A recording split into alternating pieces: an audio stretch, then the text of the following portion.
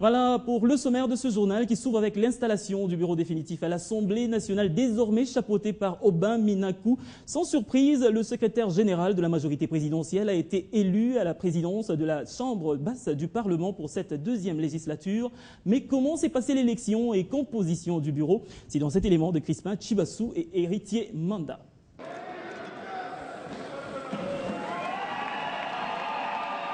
Le député de la circonscription électorale du Diofa dans la province du Bandundu, Aubin Minakou Ndjalanjoko, a été élu jeudi 12 avril président de l'Assemblée nationale de la République démocratique du Congo. 6 autres députés élus dirigeront le bureau définitif de l'Assemblée nationale avec lui. Ces bureaux se composent de la manière suivante. Président, Aubin Minakou. Premier vice-président, Charles Mondo Simba. Deuxième vice-président, Timothée Kombokissi. Premier rapporteur, Norbert Ezadri. Rapporteur adjoint, Chimanga Mwana. Questeur, Élisée Mounemboué. Questeur adjoint, Jean-Bosco Kaboy. Il est presque minuit lorsqu'Aubin Minakou, le nouveau président de l'Assemblée nationale, frappe 3 coups de marteau, symbole du pouvoir qu'il incarne désormais. L'élection du bureau définitif vient d'être organisée et nous voilà enfin installés.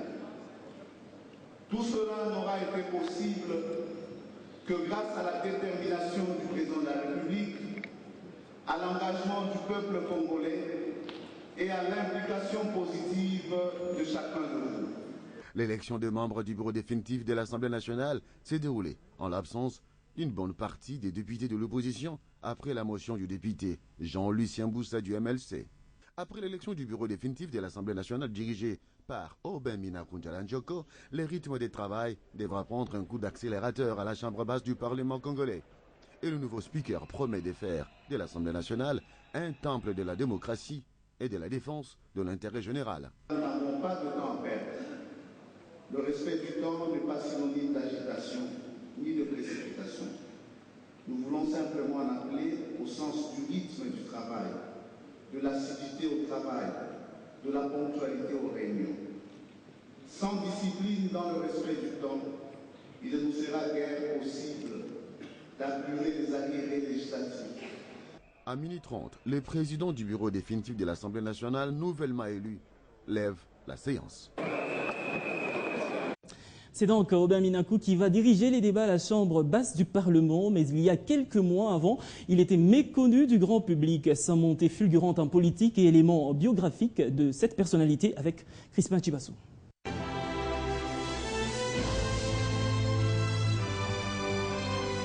Aubin Minakou Ndjalanjoko est né le 27 novembre 1964 à Kinshasa. Il est marié et père de 3 enfants. En 1989, il décroche avec distinction une licence en droit public à l'université de Kinshasa, puis un diplôme d'études spécialisées en droit international public avec mention grande distinction à l'UNIKIN.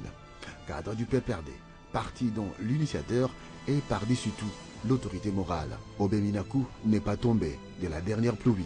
Il débute sa carrière professionnelle en 1990 comme substitut du procureur de la République au parquet des grandes instances de Kinshasa, Matete. De septembre 1993 à janvier 2002, il est assistant en droit international à la faculté des droits de l'université de Kinshasa. D'avril 1997 à février 1998, il est premier substitut du procureur de la République au parquet des grandes instances de Kinshasa, Matete. De février à juin 1998, coordonnateur de la cellule des droits de l'homme au cabinet du ministre de la Justice. Puis de mars 2001 à août 2002, conseil diplomatique du conseil spécial du chef de l'État en matière de sécurité. Député national et premier vice-président du groupe parlementaire PPRD et membre de la commission PAG à l'Assemblée nationale de 2006, Aubin Minakou a joué un grand rôle pour la révision de quelques articles de la Constitution en 2011. Et puis secrétaire général de la majorité présidentielle depuis juillet 2011 jusqu'à ce jour. Il a été réélu député national dans la circonscription du Diofa, dans les Bandundu, lors de l'élection du 28 novembre dernier. Aubin Minakou représente les tickets gagnants de la majorité présidentielle et compte relever les défis comme speaker de l'Assemblée nationale.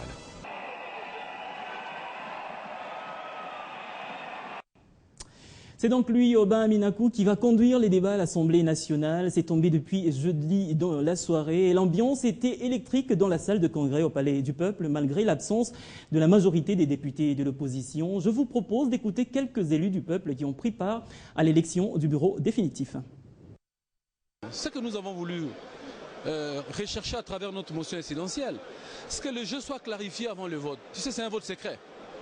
Il faut que là où les postes sont attribués à l'opposition, que nous ayons la certitude que ce sont les membres de l'opposition qui vont accéder à ces postes. Là où nous avons la conviction que c'est la majorité, l'opposition n'a pas intérêt à aller brouiller les cartes. Nous avons respecté la volonté de la majorité en ce qui concerne les 5 postes au bureau définitif de l'Assemblée.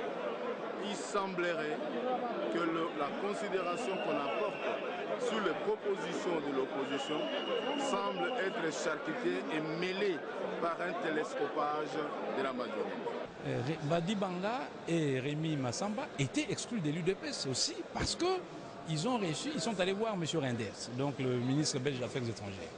Donc alors, pour moi, je me dis, on s'est retrouvé face à un cas tel que il y a 2 candidats UDPS, mais tous exclus de l'UDPS. Alors, mais là, je me pose des questions. Cette frange qui soutenait Badi Banga, au nom de l'UDPS, est-ce vraiment cette frange a été mandatée par vraiment l'UDPS? Que vous avez vu dans la salle, tout le monde est content, tous les députés sont contents d'avoir un bureau définitif qui va présider aux travaux de notre Assemblée nationale qui est confrontée ou qui a beaucoup de missions pour lesquelles la population attend des solutions. Donc il y a la joie, tout le monde est content que tout se passe normalement. Ce qui vient de se passer concrétise notre majorité au sein de l'hémicycle. Un mot sur le nouveau président. J'apprécie sa jeunesse. J'apprécie sa jeunesse et j'espère bien que c'est cette jeunesse, que c'est cette force qui sera mise à l'ouvrage aux côtés de 2 doyens qui vont l'encadrer pour que cette institution joue véritablement le rôle qui est attendu de lui. Je voudrais que ce soit ces jeunes aussi qui sera pour nous tous cet exemple dans nos années à venir, dans notre marche politique. Et dans l'entretemps, le chef de l'État, Joseph Kabila, poursuit sa tournée dans l'Est du pays. Kisangani est la 3e étape de sa visite. Mais avant, le président de la République a présidé un conseil de sécurité avec les responsables de la province du Sud Kivu. Joseph Kabila a fait part de ses décisions en rapport avec le maintien de l'ordre et la sécurité dans cette province. Le président de la République, Joseph Kabila Kabange, a présidé un conseil de sécurité extraordinaire regroupant tous les membres du comité de sécurité du Sud Kivu en présence du gouverneur Marcelin Tchishambo. Le conseil a constaté, comme dans le Nord Kivu, que la tentative d'insurrection est complètement étouffée. La situation est entièrement sous contrôle et la grande majorité des éléments mutins ont regagné les rangs des forces armées. Le commandant suprême a informé le conseil des décisions suivantes. La fin des opérations à Maniléo après 3 ans de mise en œuvre et le retour à l'organisation classique de la primauté opérationnelle des régions militaires. Il a recommandé à tous les officiers supérieurs à mettre fin à la culture de stigmatisation de certaines unités de l'armée. Le président a mis en garde les responsables militaires et les autres responsables des ethnies contre l'instrumentalisation communautaire des infractions des officiers, car il n'y a qu'une armée nationale et républicaine. Le commandant suprême a enfin insisté sur la discipline comme fondement de toute armée nationale et de son efficacité. S'agissant de la question des groupes résiduels, aussi bien nationaux qu'étrangers, le chef de l'État a prôné la rigueur et la détermination pour poursuivre les efforts de rétablissement de l'autorité de l'État. À propos des maisons de l'État spoliées dans la province du Sud Kivu, les chef de l'État, après avoir auditionné le rapport y afférent, a enjoint les autorités provinciales du Sud Kivu à poursuivre jusqu'au bout l'action de récupération des biens de l'État spoliés. Le chef de l'État a promis un renforcement urgent des effectifs dans le sens de l'affectation des juges et magistrats déjà nommés. Enfin, le président de la République a félicité toutes les autorités provinciales, tant civiles que militaires, pour les résultats encourageants obtenus jusque-là dans l'effort de la sécurisation de personnes et de leurs biens, en dépit de toutes les difficultés rencontrées. Actuellement, le chef de l'État est donc à sa troisième phase à Kisangani, dans cette ville où les travaux de réhabilitation du pont Lindi sur la route numéro 4 ont démarré jeudi 12 avril. C'est l'office de route qui exécute les travaux, ces travaux qui visent la remise à niveau, la remise en état de service de ce pont de 247 mètres, dont une quarantaine ont été endommagés lors d'un accident de circulation. Les travaux ont été lancés par le directeur général adjoint de l'Office des routes, assisté de la présidente du conseil d'administration de cette entreprise étatique selon Radio Okapi. La partie endommagée a aussitôt été démontée pour extraire les véhicules à l'origine de cet incident. Floride Amoutouti, directeur général adjoint de l'Office des routes, affirme que ce pont sera complètement remis en service au plus tard le 1er mai. Selon lui, les travaux se feront en 2 étapes. La première va consister à démonter les panneaux, travers ces palettes métalliques endommagées du pont. La seconde phase sera consacrée à la pose de l'ouvrage des remplacements qui sera monté sur la terre ferme à l'aide d'une grue. La réhabilitation de ces ponts nécessite 32 tonnes de matériel en provenance de Kinshasa. 2 équipes de techniciens et employés de l'Office des routes Kisangani ont été dépêchés sur place pour que les travaux se terminent dans moins de 3 semaines, a indiqué le directeur provincial de cet office.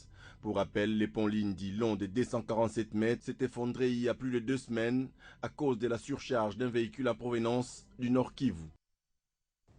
Et à Kinshasa, il y a 2 semaines que les médecins ont décrété un mouvement de grève, une grève qui a paralysé la plupart des centres hospitaliers de la capitale. Mais quelle est la situation dans nos hôpitaux? Que revendiquent les médecins? À quand la réponse du gouvernement? C'est la justification de la visite ce vendredi du ministre AI de la Santé à l'hôpital général de Makala. Regardez. Après l'hôpital de Kintambo et l'hôpital général de référence de Kinshasa, cap vers l'hôpital général de Makala dans la commune de Selembao. Le ministre ad intérim de la Santé, Gilbert Chiongo, représentant le Premier ministre, est allé s'enquérir du comportement des corps soignants et faire l'état de lieu de cette institution sanitaire. Créée en 1956 et mise en service en 1958, l'hôpital Sénatorium, devenu hôpital général de Makala depuis 1997, se trouve à ce jour dans un état critique. Pénurie d'eau, pas d'électricité, mais aussi le sous-équipement. D'abord la réhabilitation. C'est un bâtiment vieux de 54 ans. Ensuite, l'équipement, tout ce qui se trouve ici date de l'époque coloniale. Après cette visite guidée des différents blocs, le ministre de la Santé table sur la problématique de la grève. Gilbert Chiongo souligne que la solution y est déjà.